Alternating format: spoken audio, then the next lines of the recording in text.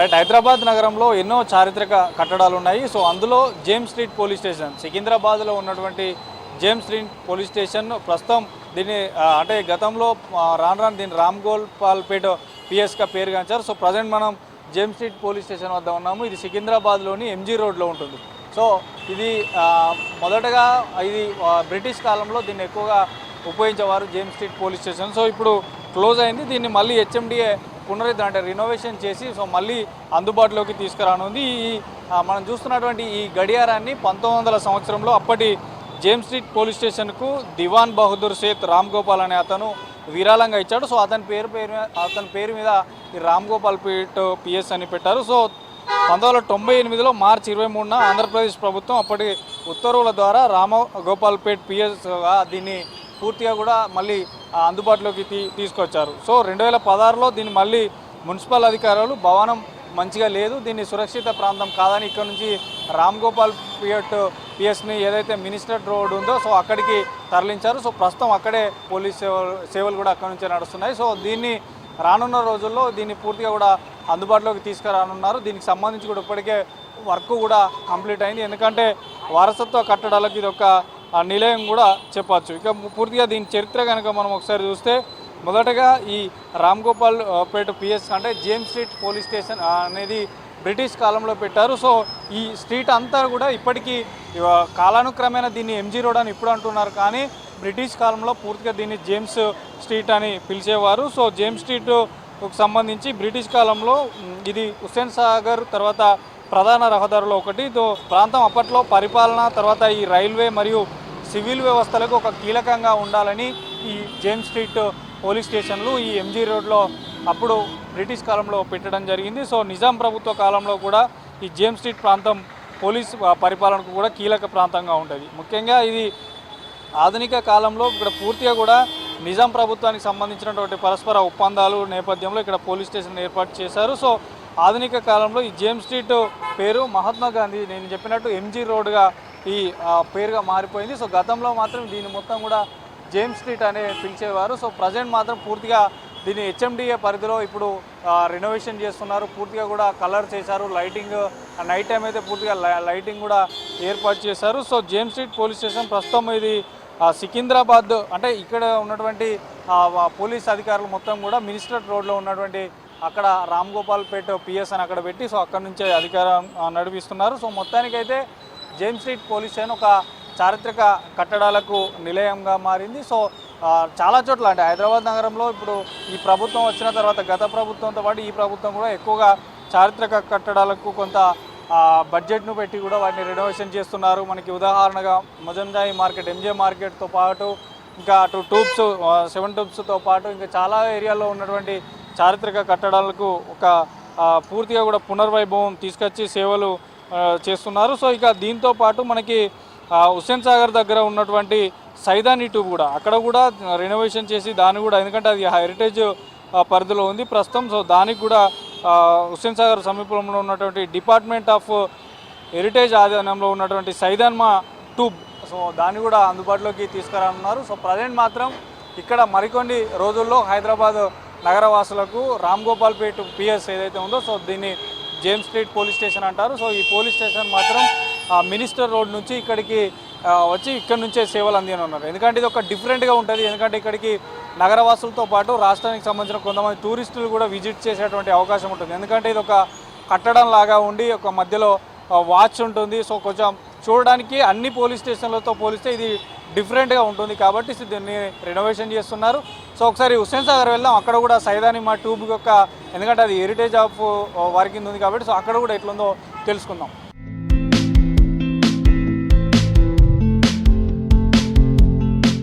Right, Hussain Sagar వద్ద ఉన్న మరొక ట్యూబ్స్ వద్ద ఉన్నాము. ఇది సైదాని మా సమాధి 1883లో దీన్ని నిర్మించారు. సో ఇది కూడా ఈ చారిత్రక కట్టడాలలో పునర్వైభవం తీసుకురావడానికి తెలంగాణ ప్రభుత్వం కసరత్తు చేస్తుంది. సో దానిలో భాగంగానే దీనికి రెనోవేషన్ కూడా చేస్తుంది. మనం చూస్తున్నటువంటి ఈ టూమ్స్ సైదానిమా టూమ్స్. సో దీన్ని 1883లో నిర్మించారు. ఇది హుస్సేన్ సాగర్కి దగ్గరలో ఉంటుంది.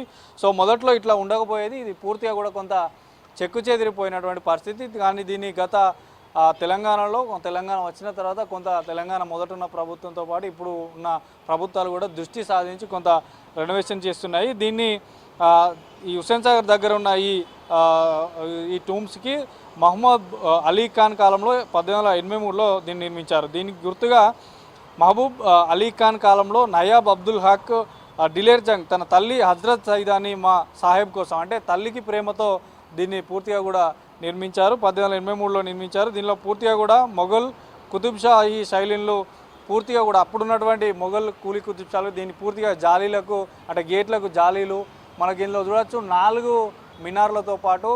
సో అంటే ఈ గతంలో ఉన్నటువంటి చారిత్రక కట్టడాలకు ఎట్లాంటి పూలతో చెక్కినటువంటి తర్వాత రకరకాలైనటువంటి ఐటమ్స్తో వుడ్ ఐటమ్స్తో చెక్కినటువంటి ఈ చారిత్రక కట్టడాలకే నిదర్శనంగా నిలుస్తున్నాయి. మొఘల్ మరియు కుతుబ్ షా ఈ శైలులలో విస్తృతమైన ఒక స్టాకో అలంకరణలు మరియు తర్వాత ఫ్రెట్ వర్క్ స్క్రీన్లకు సంబంధించినటువంటి ఈ టూమ్ని ఏర్పాటు చేయడం జరిగింది. సో రాచరిక రాష్ట్ర తర్వాత అప్పుడు అంటే గతంలో మనకి ఉమ్మడి రాష్ట్రంలో ఉన్నటువంటి ప్రభుత్వాలు దీన్ని ఖచ్చితంగా ఒక చట్టం తీసుకొచ్చి వీటిపైన ఎట్లాంటి దాడులు కానీ తర్వాత దీన్ని పగలగొట్టడం సో ఇట్లాంటి ఎలాంటివి చేయొద్దు. సో దీన్ని అభివృద్ధి చేయాలి తప్ప వీటిపైన ఎలాంటి వారైనా ఎవరివైనా చెయ్యి వేసుకోకూడదని చెప్పారు. సో మొత్తంగా ఇటు రాష్ట్ర ప్రభుత్వం ఇప్పటికే మెట్ల బావిలతో పాటు చారిత్రక కట్టడాలను రెనోవేషన్ చేసి కొంత పూర్వవైభవం తీసుకొస్తున్నాయి. సో రానున్న రోజులు కూడా ఇంకా ఇటు మెట్ల బావిలే కాకుండా ఇంకా ఏమైనా ఉంటే కూడా వీటన్నిటి కూడా అందుబాటులోకి తీసుకొచ్చి వాటికి పునర్వైభవం తీసుకొస్తామంటూ కూడా ప్రభుత్వం నుంచి అధికారులు చెప్తున్నటువంటి మాట. సో ఇది చారిత్రక కట్టడాలకు పునర్వైభవం తీసుకొస్తున్నటువంటి కొన్ని ఏరియాలకు సంబంధించినటువంటి డీటెయిల్స్.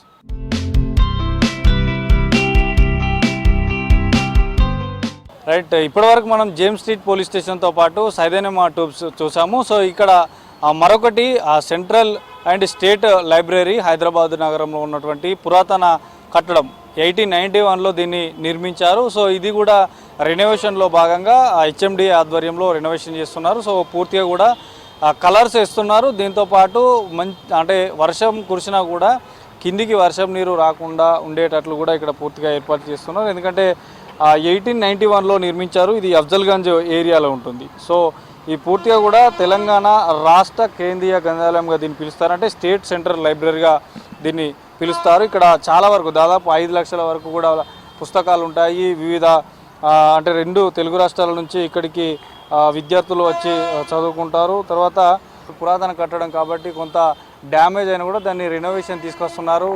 ఇరువైపులా కూడా కలర్ ఐటమ్స్ కలర్లు కూడా వేస్తున్నారు. ఇక్కడ ఉన్నటువంటి పూర్తిగా కూడా ఈ భవనం చుట్టూ కూడా పూర్తిగా కలర్లు వేస్తున్నారు. ఇది మూసీ నదికి దగ్గరలో ఉంటుంది. దాదాపు ఈ 72,247 చదరపు గజాల విస్తీర్ణంలో ఈ ఓవరాల్గా ఈ స్టేట్ అండ్ సెంట్రల్ లైబ్రరీ ఉంటుంది.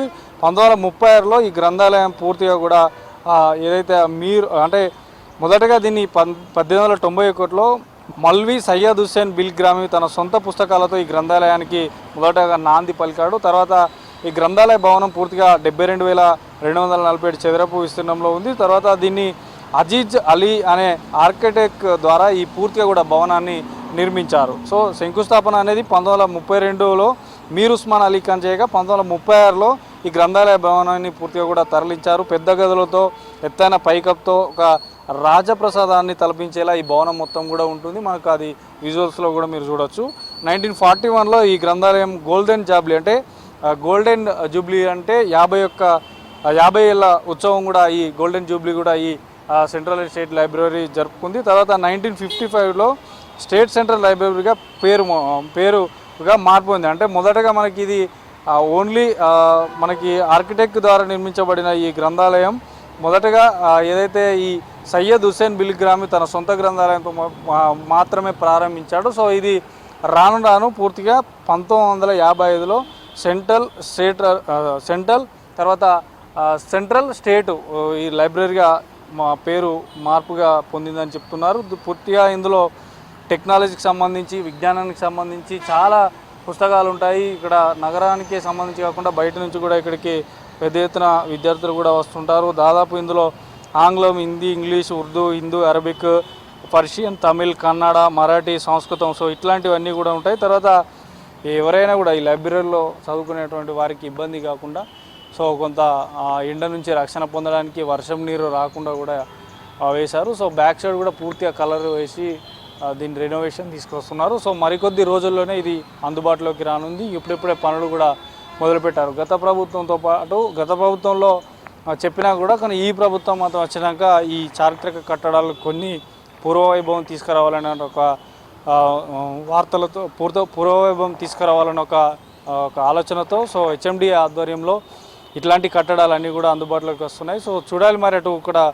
షేక్పేట్లో ఉన్నట్టు సరాయి, తర్వాత ఇక్కడ అఫ్జల్గంజ్లో ఉన్నటువంటి సెంట్రల్ అండ్ స్టేట్ లైబ్రరీ, తర్వాత జేమ్స్ స్ట్రీట్ పోలీస్ స్టేషన్తో పాటు సైదానిమా టూబ్స్ ఇంకా కొన్ని ఉన్నాయి. అవి త్వరలోనే అందుబాటులోకి వస్తాయని చెప్తున్నారు అధికారులు. సో మొత్తానికైతే ఇప్పుడున్నటువంటి పరిస్థితుల్లో రాష్ట్ర ప్రభుత్వం హెచ్ఎండి ఆధ్వర్యంలో ఈ చారిత్రక కట్టడాలకైతే పునర్వైభవం తీసుకురావడానికి అయితే ప్రయత్నం చేస్తున్నారు. సో అందులో భాగంగానే ఈ అఫ్జల్గంజ్లో ఉన్నటువంటి ఈ లైబ్రరీకి పూర్తిగా కూడా అందుబాటులోకి తీసుకొస్తున్నారు. ఇక్కడ ఉన్నటువంటి విద్యార్థులు కూడా హర్షం వ్యక్తం చేస్తున్నారు. సో మాకు ఇక్కడ ఇప్పటికే ఎందుకంటే వర్షం గురించి కూడా కొంత శిథిలావస్థకు చేరింది, కొన్ని పడిపోతున్నాయి, ఇక్కడ ఉన్నటువంటి కొన్ని పోల్స్ ఏవైతే ఉంటాయో అవి విరిగిపోతున్నాయి. సో వాటిని రెనోవేషన్ చేస్తున్నందుకు ప్రభుత్వానికి కూడా కొంత అభినందనలు తెలుపుతున్నారు. సో మాకు కూడా ఆనందంగా ఉంది.